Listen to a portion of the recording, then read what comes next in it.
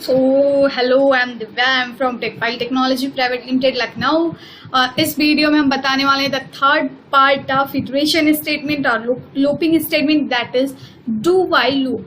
मैं प्रेफर करूंगी आपको कि अगर आपने इससे पिछली वाली वीडियोस नहीं देखे हैं जिसमें हमने व्हाइल या फॉर लूप बताया तो आप प्लीज देख लें, क्योंकि उससे आपको लूपिंग का कॉन्सेप्ट थोड़ा सा पता चल पाएगा। And the one more request कि अगर आपको वीडियोस पसंद आते तो प्लीज लाइक एंड सब्सक्राइब करें। सो इस वीडियो में हम बताने वाले हैं what is do while loop, what is the difference between while loop and do while loop, और फॉर लूप और डू व्हाइल लूप। सो इसमें क्या होता है कि देखिए, हम लोग सिंपल सी बात वही है कि लूपिंग हम लोग जानते हैं, हमने दो तरीके के लूप्स यूज कर चुके हैं। The first one is while loop भी हम यूज कर चुके हैं और सेकेंड हम फॉर लूप भी यूज कर चुके हैं। सो कब हम व्हाइल लूप यूज करेंगे? जब देखिए व्हाइल लूप का जो सिंटैक्स है उसमें दिखाता है कि व्हाइल और उसके बाद हम लोग सिर्फ यहाँ पे अप्लाई करते हैं कंडीशन, ठीक है, पर और उसके बाद हम लोग यहाँ पे बीच में स्टेटमेंट्स लिखते हैं। अगर आपको वैल्यू बढ़ाने की जरूरत है तो हम लोग वैल्यू को यहाँ पे अपडेट भी करते हैं। फॉर लूप में क्या होता है कि फॉर जो कीवर्ड है लिखने के बाद इनिशियलाइजेशन और कंडीशन अपडेशन तीनों चीजें दी जाती हैं। तो जब आपको नंबर पता हो कि यहाँ से लेके यहाँ तक ही लूप चलाना है, जैसे 1 से शुरू करना है 10 तक चलाना है, -2000 से शुरू करना है और +2000 तक चलाना है, तो इस टाइम पे आपके लिए फॉर लूप ज्यादा इजी होगा। पर अगर जब आपको पता ना हो कि कितनी कहाँ से वैल्यू शुरू करनी है, हो सकता है यूजर इनपुट आ रहा हो, और तो उस टाइम पे आपके लिए फॉर लूप सुटेबल नहीं होगा। आप व्हाइल लूप यूज कर सकते हैं कब? जब यूजर इनपुट के हिसाब से चलाना हो, तो यूजर ने इनपुट दिया, अगर उसके इनपुट के हिसाब से कंडीशन सही होगी तो लूप चलेगा, कंडीशन गलत होगी तो लूप नहीं चलेगा। बट यहाँ पे तो हमें वैल्यू इनिशियलाइज करना होता है ना, तो इस वजह से फॉर एंड व्हाइल में थोड़ा सा डिफरेंस है। बट दोनों लूप जो है वो सेम तरीके से काम करते हैं। जितनी बार कंडीशन ट्रू होगी उतनी बार लूप के अंदर लिखा हुआ स्टेटमेंट एग्जीक्यूट होगा। But the do while loop is different. Do while loop is different. हम लोग जानते हैं अगर हमने व्हाइल लूप में कंडीशन लिखी, सबसे पहले कंडीशन चेक होगा, अगर कंडीशन गलत हो गई तो लूप एक भी बार एग्जीक्यूट नहीं होगा। सेम चीज फॉर में भी होती है कि अगर हमने इनिशियलाइजेशन किया, फिर हमने लूप का कंडीशन चेक किया, अगर इनिशियलाइज की हुई वैल्यू मतलब i = 1 दिया और कंडीशन लगा दिया कि अगर i की वैल्यू 0 हो तभी लूप चले, तो उस केस में आपका लूप एक भी बार नहीं चलेगा। अगर कंडीशन गलत हुई तो एक भी बार लूप नहीं चलेगा। कब? जब आपने व्हाइल यूज किया हो या फॉर यूज किया हो। But do while loop is different. इसको कहते हैं हम exit control loop. So do while loop is a type of exit control loop. Exit control loop that means क्या होता है अभी आपको समझ में आ जाएगा। So exit control loop in do while loop condition checked after the execution of statements, ठीक है। बट व्हाइल लूप में क्या होता था कि पहले कंडीशन चेक होती थी फिर स्टेटमेंट एग्जीक्यूट होता था। यहाँ डू व्हाइल में क्या होता है, पहले स्टेटमेंट एग्जीक्यूट होता है फिर कंडीशन चेक होती है। So the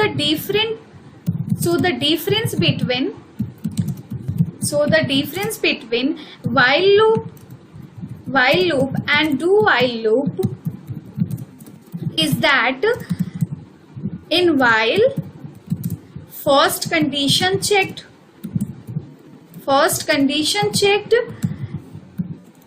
and in do while what अब बताएं, in do while first statement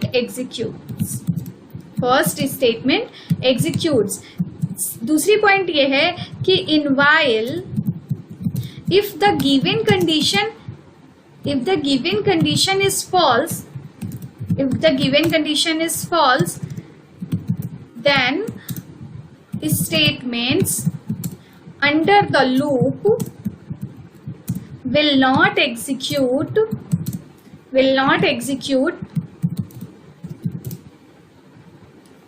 ठीक है।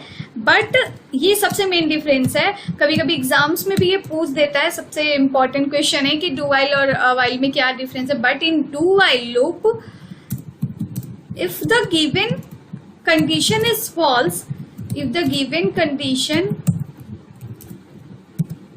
is false, then also the statement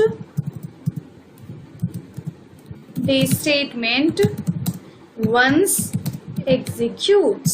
इसका मतलब है कि अगर डू वाइल में आपकी दी हुई कंडीशन गलत भी हो जाए उस टाइम पे भी लूप कम से कम एक बार एग्जीक्यूट करता ही है, और अगर कंडीशन ट्रू है तब तो उतनी बार एग्जीक्यूट करेगा जब तक कंडीशन गलत ना हो जाए. तो this is the main difference between do while loop and while loop. So do while loop का सिंटैक्स क्या है, that is the more important thing, वो हम देखते हैं. यहाँ पे भी हम सबसे पहले लिखते हैं डू. अब आप सिंपली इसका मतलब समझ सकते हैं. सबसे पहले हमने लिखा है डू, तो डू का मतलब होता है करो. सबसे पहले आप यहाँ पे जो स्टेटमेंट्स हैं उनको आप एग्जीक्यूट करो. आफ्टर दैट कर्ली ब्रेसेस के बंद होने के बाद यहाँ पे दी जाती है कंडीशन, यहाँ पे लिखते हैं वाइल, और वाइल के अंदर पैरेंथेसिस में लिखते हैं कंडीशन और सेमीकोलन लगाते हैं. तो एग्जीक्यूशन यहाँ पे कैसे होता है, सबसे पहले इसको हम लोग समझते हैं through a flow chart. Through a flow chart. So सबसे फर्स्ट यहाँ से जो हमारा प्रोग्राम है उसका एग्जीक्यूशन स्टार्ट होता है. सबसे फर्स्ट यहाँ से हमारा एग्जीक्यूशन स्टार्ट होता है. उसके बाद स्टार्ट होने के बाद स्टार्ट हुआ, आफ्टर दैट स्टेटमेंट एग्जीक्यूट होता है. स्टार्ट हुआ, उसके बाद स्टेटमेंट एग्जीक्यूट होता है. स्टेटमेंट एग्जीक्यूट होने के बाद कंडीशन दी हुई रहती है, वो कंडीशन चेक होती है. कंडीशन चेक होती है एंड आफ्टर दैट प्रोग्राम जो होता है वो एंड हो जाता है. बट ये लूप है तो इस वजह से स्टेटमेंट बार बार एग्जीक्यूट होगी. तो कब एग्जीक्यूट होगी, सबसे पहले स्टार्ट हुआ, स्टेटमेंट चेक हुई, और उसके बाद स्टेटमेंट एग्जीक्यूट हुआ. This is the first point, this is the second step, this is the third step. If the given condition is true then again the statement will execute only in the condition if the given condition is true. If the given condition is false तो सीधे ये कहाँ पे आ जाएगा, ending पे आ जाएगा. ठीक है, बट एंडिंग पे आ गया फिर भी कम से कम एक बार तो स्टेटमेंट एग्जीक्यूट हो गया ना, क्योंकि कंडीशन तो थर्ड स्टेप पे चेक हो रही है. तो सेम इस तरीके से कुछ प्रोग्राम एग्जीक्यूट होता है. तो हम लोग चलते हैं और एक एग्जांपल के थ्रू समझते हैं तो आपको ज्यादा समझ में आएगा, ज्यादा आपको चीजें क्लियर होंगी. सो यहाँ पे हमने लिखा conio.h and the void main. हम लोग सी का या जावा का या फिर बहुत सारे टेक्निकल सब्जेक्ट्स जितने भी होते हैं बीटेक में और डिप्लोमा बीसीए में, हम लोग उसके प्रॉपर एक प्लेलिस्ट बना के इस पे धीरे धीरे स्लोली हम डालने वाले हैं. सो आप प्लीज चैनल को लाइक एंड सब्सक्राइब करें, आप उसको ज्वाइन करें ताकि आप आने वाले अपडेट्स को देख पाएं जल्दी और आप हमसे जुड़ पाएं. जस्ट बिकॉज हम चाहते हैं, और आईटी से भी रिलेटेड काफी इंफॉर्मेशन यहाँ पे मिलने वाले हैं आपको, तो आप चैनल को ज्वाइन करने की कोशिश करें. तो हम यहाँ पे लूप को शुरू करते हैं. सपोज हमने एक आई नाम का वेरिएबल बना लिया, यहाँ हमने लिखा i = 1 और यहाँ हमने लिख दिया डू. ये तो हमने सिर्फ वेरिएबल बनाया है. अब हम लगाते हैं लूप, और लूप में सबसे पहले डू लिखते हैं, फिर वाइल का कंडीशन लगाते हैं. तो डू में हमने लिखा क्या स्टेटमेंट आपको एग्जीक्यूट करना है, कौन सा वो लाइन है जिसे बार बार रन कराना है, उसे आप इसके इस ब्लॉक के बीच में लिखेंगे. तो यहाँ पे हमने लिखा printf, और यहाँ पे हमने सिर्फ प्रिंट करा दिया सपोज हेलो के बाद हम न्यू लाइन कैरेक्टर लगा दिए. और यहाँ पे हमने लगाया कंडीशन में हमने लिखा while I is less than or equals to 5.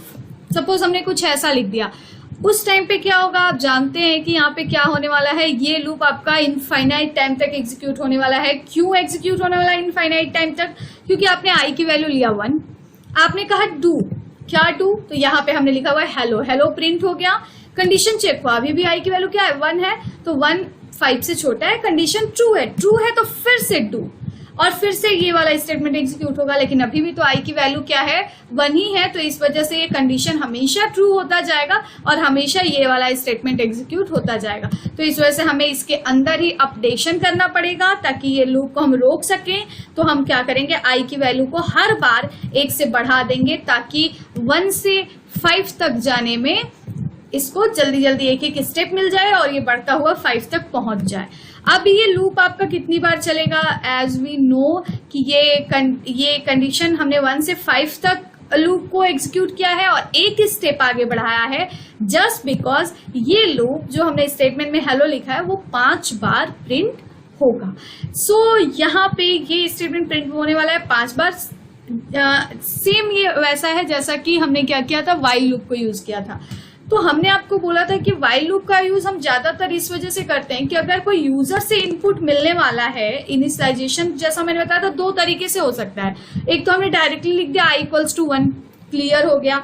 दूसरा तरीका है कि i = 1 लिखा नहीं, यूजर से इनपुट लिया, तो भाई कुछ भी हो सकता है, 10 हो सकता है, 12 हो सकता है, 1 भी हो सकता है, -5 हो सकता है। तो उस टाइम पे आपने जो कंडीशन लगाया वो इनपुट के हिसाब से चेक होगी और अगर आपका कंडीशन सही है तो फिर आप का स्टेटमेंट एग्जीक्यूट होगा।